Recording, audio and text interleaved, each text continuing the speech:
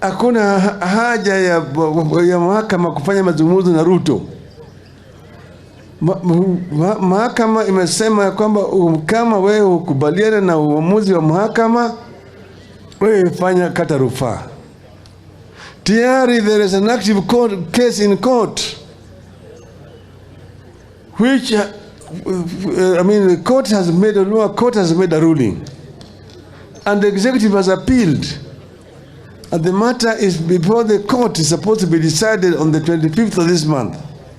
The Chief Justice is talking about having a dialogue with the executive, which has got an active case in the court.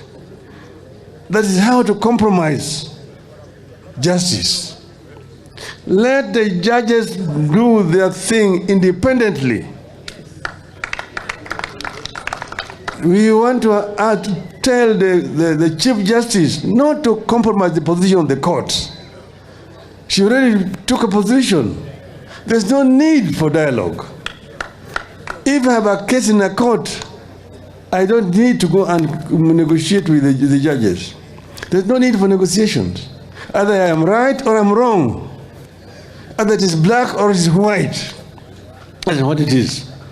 But if you want to compromise the judiciary and negotiate with the executive over this kind of dispute, then we are saying you are yourself going to compromise the country. Kenyans must stand firm so that we protect these institutions that were created in this constitution. We have the executive, the judiciary, the legislature, and the independent commissions, as has been said, and let them remain independent and interdependent. This is a point I wanted to make today with regards to the judiciary. Lakini wacha nirudi kwa chama sasa. Nimesema chama ndio nguzo yetu. Kama chama yuko na nguvu, sisi tuko na nguvu. Chama ndio ngao, chama ndio mkuki, chama ndio uta, chama ndio mshali ya kushika hatamu ya utawala katika taifa letu.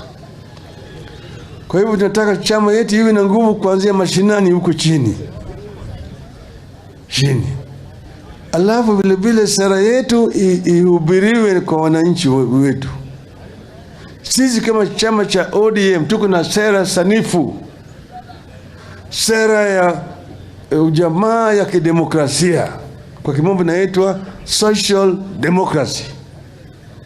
We are a social democratic movement which believes in fairness in terms of distribution of resources in the country.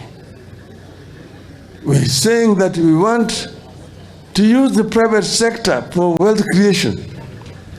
But we must also see that the wealth that is created is proportionately distributed among the population of the country. We are